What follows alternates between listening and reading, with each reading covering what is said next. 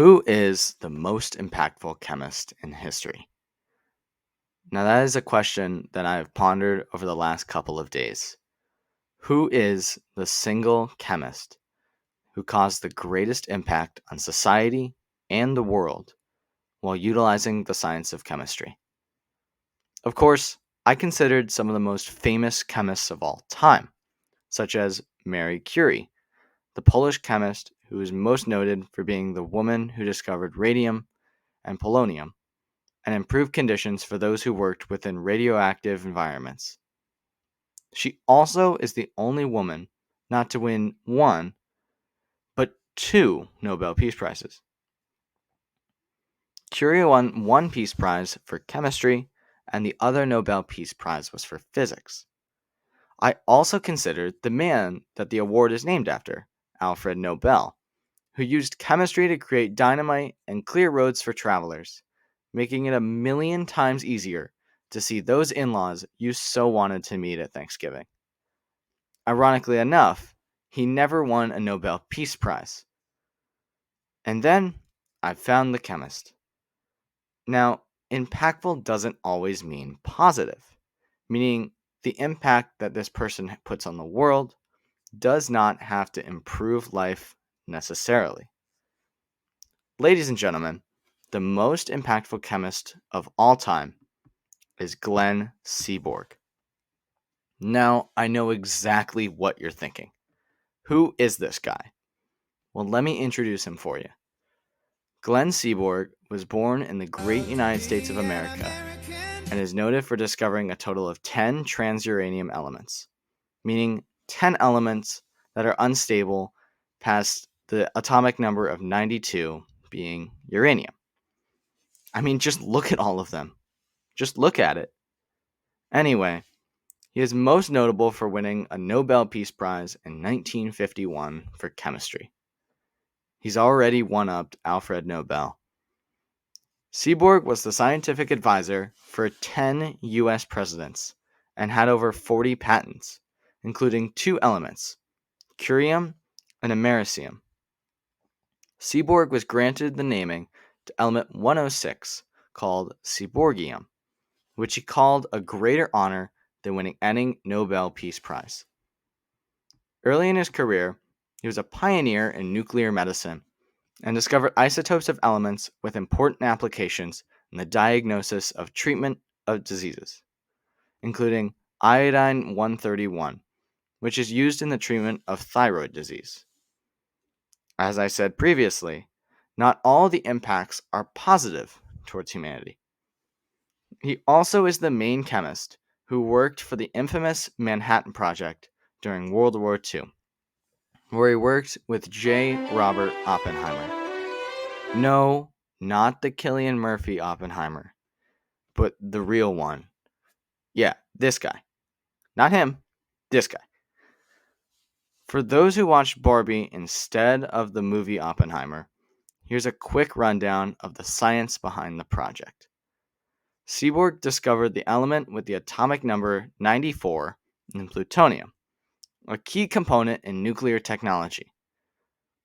After discovering plutonium, Glenn was granted a leave of absence from his research position at UC Berkeley so that he could participate in the Manhattan Project, where he led the team that handled work with plutonium.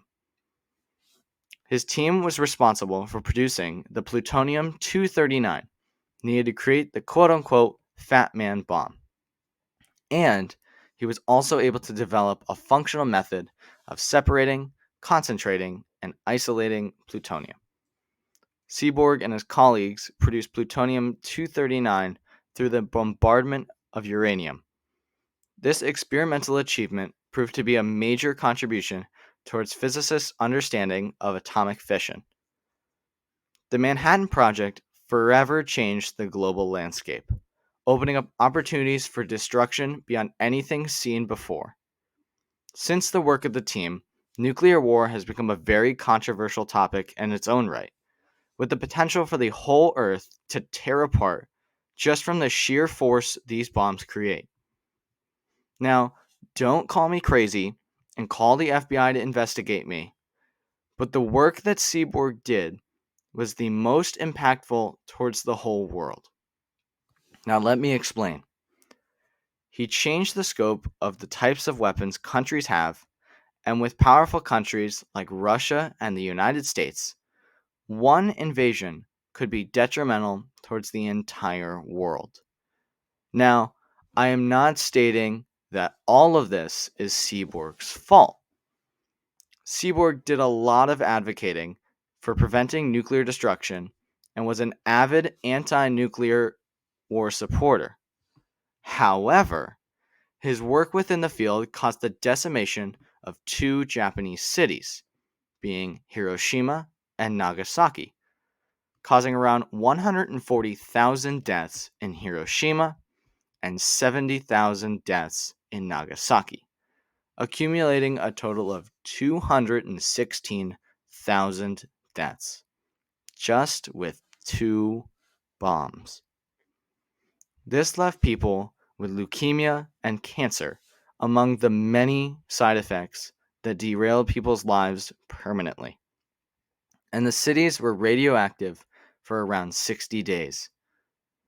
The discovery of plutonium caused a rapid testing of nuclear equipment of bombs in the former USSR, or the Soviet Union, at a place called Semipalatinsk Test Site in current Kazakhstan.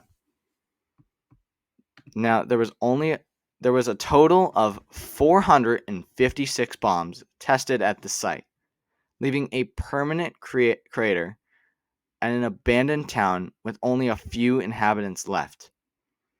The Cold War was one of the biggest tests of patience for the world with nuclear weapons, with the United States launching a total of 1,032 tests over the course of the quote-unquote war, and an unknown amount of tests for the USSR.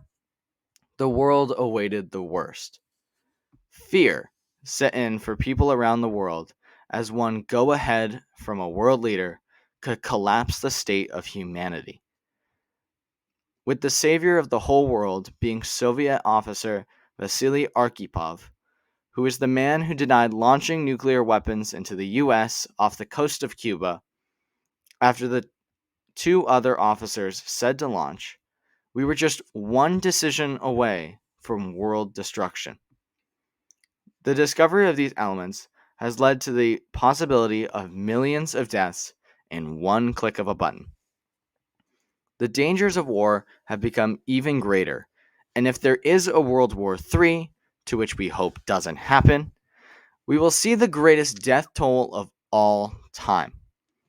Such a scenario will cause large parts of the Earth to become uninhabitable due to the effects of the nuclear warfare, potentially causing the collapse of civilization, the extinction of humanity, and or the termination of most biological life on Earth, becoming almost a nuclear holocaust. After the atomic bombs were dropped, Seaborg became a member of the Atomic Energy Commission. When he was elected chairman of the Atomic Energy Commission in 1971, he used the position to campaign for the peaceful use of atomic energy, opposing further testing of nuclear weapons, despite the US and the USSR continuing to test. Many of the individuals involved in the Manhattan Project, including those listed above, like Seaborg and Oppenheimer, they have worked to regulate the devastatingly powerful technology by founding or joining councils, committees, and similar organizations determined to limit the weaponization of atomic energy. But unfortunately, the damage has already been done. Due to the destruction of these weapons, Oppenheimer and Seaborg, amongst others, created the Doomsday Clock, which shows you how close we are to annihilation, where we will await the potential end of humanity. I'd just like to thank everybody in my AP Chemistry class this year.